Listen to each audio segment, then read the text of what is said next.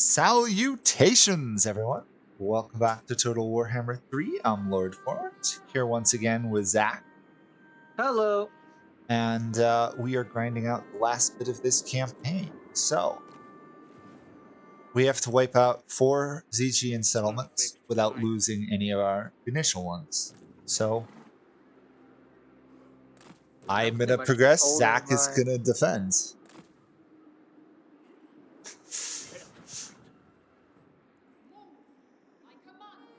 So once Zach finishes off the Cornite faction, which he should right now. He just has to make sure no one takes any of the settlements. Speaking of which, how was your gaining supporters duel going with Stalton? You're winning, apparently. I'm winning, but not by a ton. You've pretty much forgotten all about it, haven't you? No, I've been doing a little bit. I just haven't been optimal about it. No, you don't. Not in this campaign. It's definitely not needed. It's more the main campaign, and even then, keeping him alive is really good because it's you know how strong single settlement army countries are. Imagine single settlement Kislev. That would be just crazy. It is. You can field like 3 armies from a single settlement. So even in like the larger mode, he tends not to be that easy to die. Although sometimes he dies, and then you have to go. Then you lose the access to his legendary character, which Stalton is not that great of a legendary character, to be honest. Yeah, he's got good buffs to people, but he himself is not that amazing as a unit. Yeah, he gets some magic. He's basically a patriarch. He can be buffed to be really strong, but the reality is, yeah. Doesn't matter that much. What you up to? Leveling up? Yeah, I'm just building a ton of buildings, so that's how I get supporters, and I have the money now, so... Yeah, well, you don't have to confederate him for us to win, too.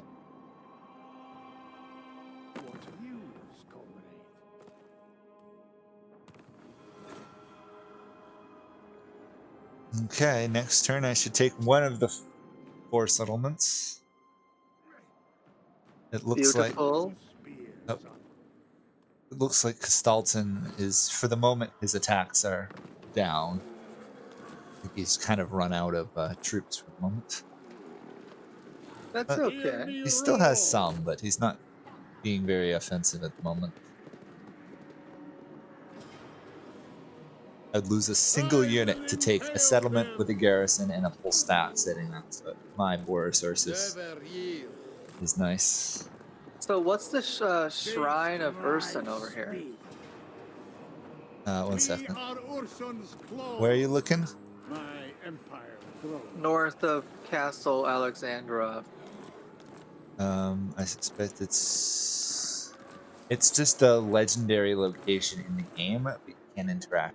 It's just like a point of interest thing. Okay. There are some scattered around it that are like from the Warhammer lore stuff. Yeah, it makes sense. They don't really do anything. They're just kind of there. That's what makes Boris Ursus and the level 30 Boris Ursus get slightly better at fighting.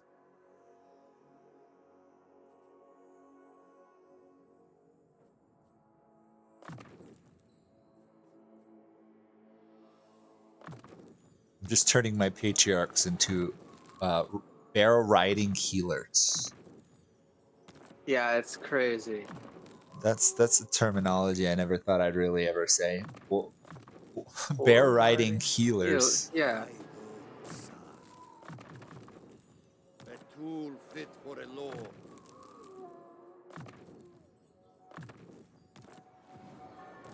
Kislev's chosen.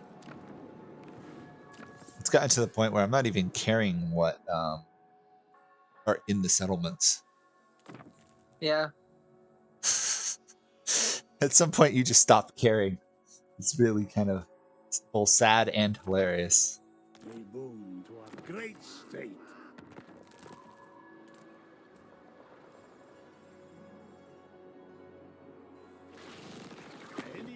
just like every game, once you get superior armies capable of beating the enemies, you can just, by and large, overwhelm them.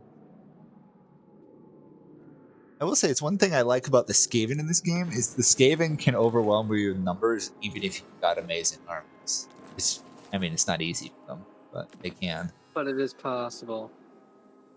Well, the thing is, Skaven elite units are actually really decent. Like, people underestimate how strong Skaven armies really actually are, to their to their regret.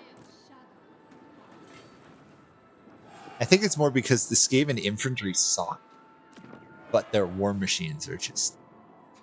One guy literally gets nukes. He literally has nukes. Yeah.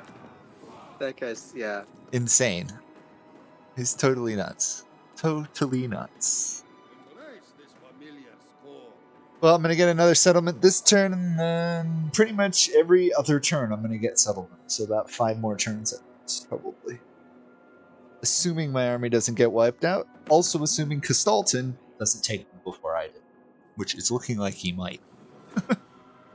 Well, we'll still win either way, right? Yeah.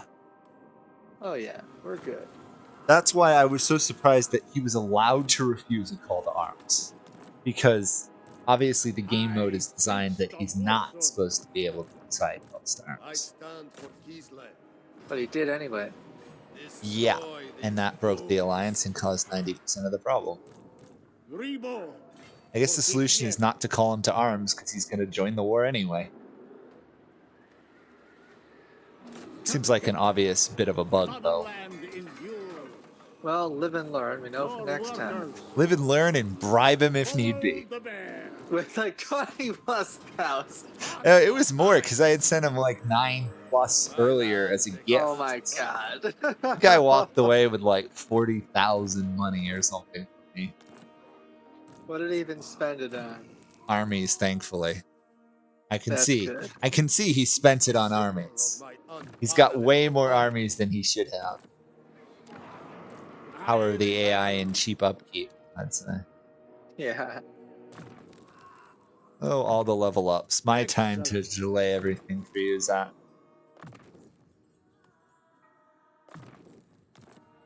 Kislev, though, is a very fun fact.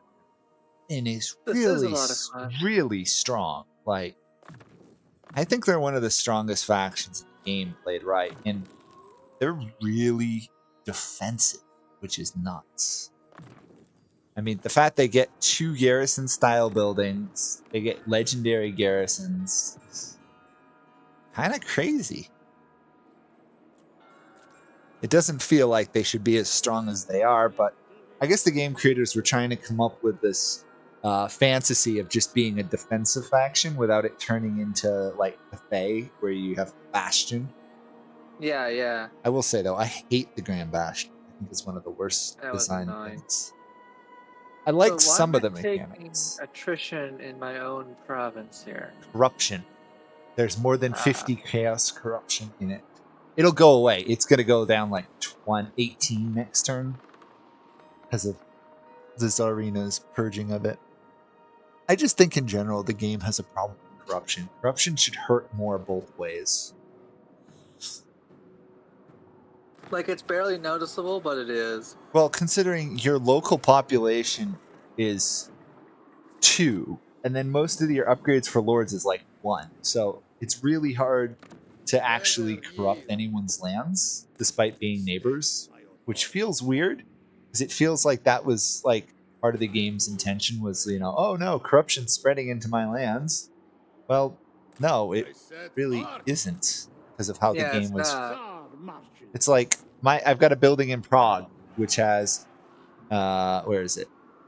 -3 corruption in adjacent provinces. The problem is just them owning a settlement alone was like +7, so it didn't even dent the corruption in the neighboring provinces. Right. Whereas my logic should be that the Prague building should make it a lot harder for the Chaos factions. I think we just won, by the way. should make it a lot harder for the other Chaos factions to or corrupted factions to control the area around Prague until they take Prague.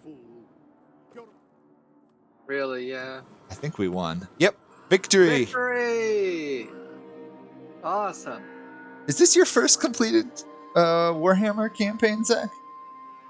It might be. We did like a Cathay one a while ago, but I don't think we completed it. Oh well. Do you know how many campaigns I've completed of this outside of doing like actual full playthroughs for guides? Only I like don't even want to know 4. how. Only like Oh, only 4. 4. And I've never bothered to do the World Conquest one. It just takes so long.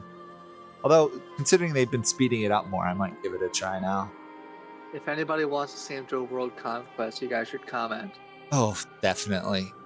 You should also donate a large amount of money, because otherwise I'm not doing it.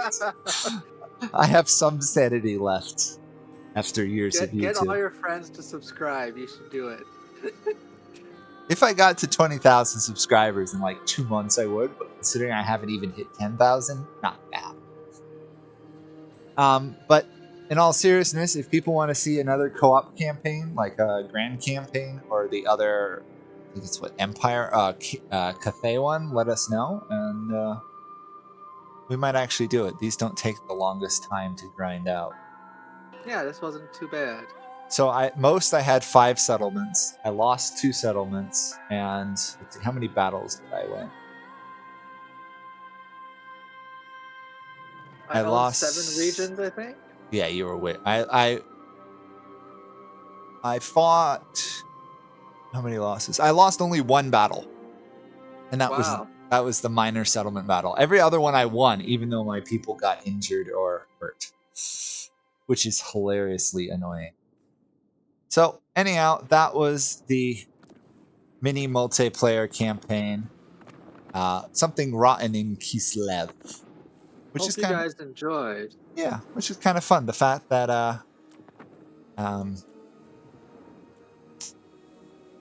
that Total War came up with minor campaigns is really cool. So it is.